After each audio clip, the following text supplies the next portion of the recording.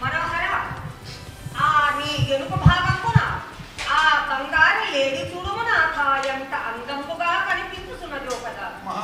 దాన్ని పట్టి తెచ్చి నా కోరిక తీర్చుము ప్రాణేశ్వర. దేవి నీ కోరిక తీస్తున్నా, ఇదిగో పోతున్నా. పరిగెడుతున్నా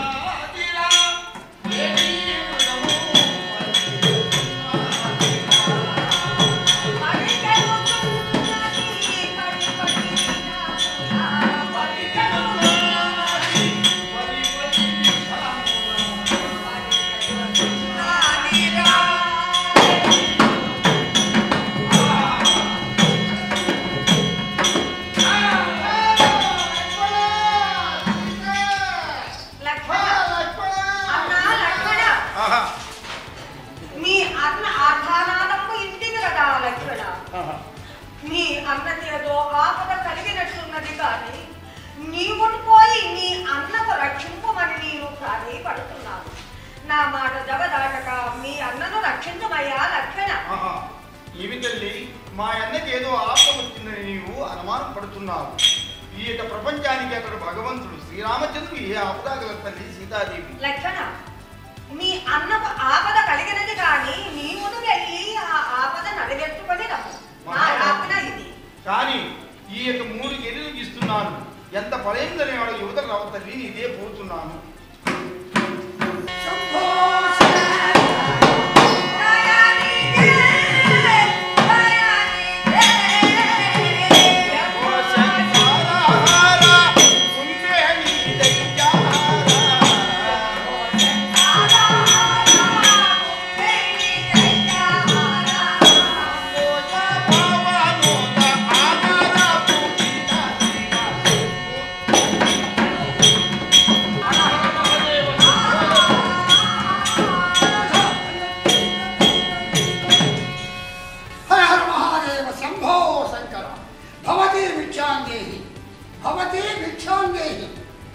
అయ్యా యతీంద్ర రమ్ము, ఈ ఆసనము పైన కూర్చొని ఈ ఫలంబులు భుజించుము. యతీంద్ర ఈ ఆసనము పైన కూర్చొని. యువదేవుని నీ ఒంటరిగా ఈ యొక్క కుటీరమిత ఉన్న కారణమేమి? నీవు వృత్తాంతమేమో నాతో వివరించము. యతీంద్ర మాది అయోధ్య పట్టణం, దశరథ మహారాజు కోడెలను. నా పతి శ్రీరామచంద్రుడు, నా పేరు సీతయ్య. ఇప్పుడిప్పుడే ఒక లేడి మృగముకు కనపడగా దాన్ని పట్టి చెత్తుమని అడవులకు అన్నదమ్ములు ఇరువురును వెళ్ళి ఉన్నవారు. నీవు ఇచ్చోట ఉండినను వారు వచ్చినను నీకు అతిథి మర్యాదలు గావింతురయ్యా మౌనీశ్వర. సుందరేమణి నీ వృత్తాంతమేమో చెప్పితివి. నేనెవడనుకున్నావు? నీ ఇంటి భిక్షకుడునా? భిక్షకుడు కాదు, త్రిలోక వింతకాలంలో కూడా రావణ చక్రవర్తిని. నేను లంకాపట్నం వేలే భూపతిని. నిన్నిప్పుడే ఈ క్షణమయ్యే చర్యటువంటి నా లంకాపట్నం చేసి చూడు. అవజ్ఞానుడా, శ్రీరామచంద్రుని భార్యను చెరబెట్టుటకు శ్రీరామచంద్రుడు సకల శాస్త్ర విశారదుండైన పరాక్రమంతుండు శ్రీరాముల వారి భార్యను చెరబట్టుటకు నీకెన్ని తలలు గలవు రా దుర్మార్గుడా.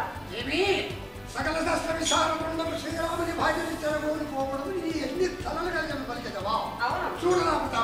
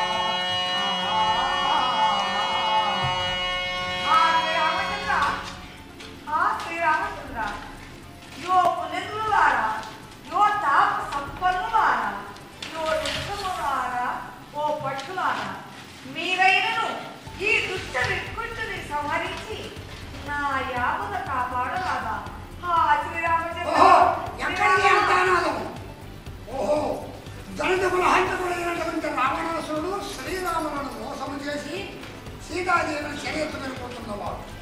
ఏ విధమ చేతలైనా వానికి మాత్రం ఆ మహాతల్లి భార్యని దక్కనివ్వను. ఇదే వెళ్తున్నావు. రంగాధమా, ఏమిరా కన్ను పొగరెక్కి మిట్ట నెరవేరుతున్నావా? జగదేక మాత శ్రీరామును మోసము చేసి ఆ సీతాదేవుని చెర ఎత్తుకెళ్ళిపోతున్నావు. నా మాటలు అంగీకరించి బుద్ధివంతుడవై ఆ జానకి మాత్రం నాకు అప్పగించి వెళ్ళు. నీ తలను మూడదీయురా దురత్మ. పక్షి అయితే ధాన్యుతున్నావా?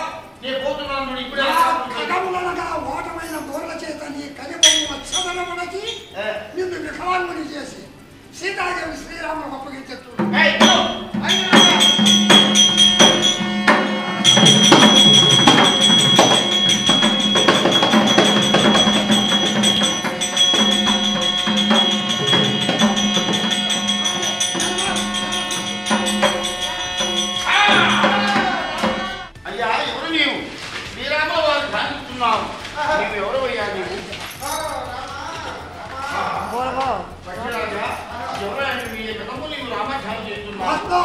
శ్రీరామచంద్ర పద్ధత పావన నామ స్వామి జటాయుని పక్షులు స్వామి.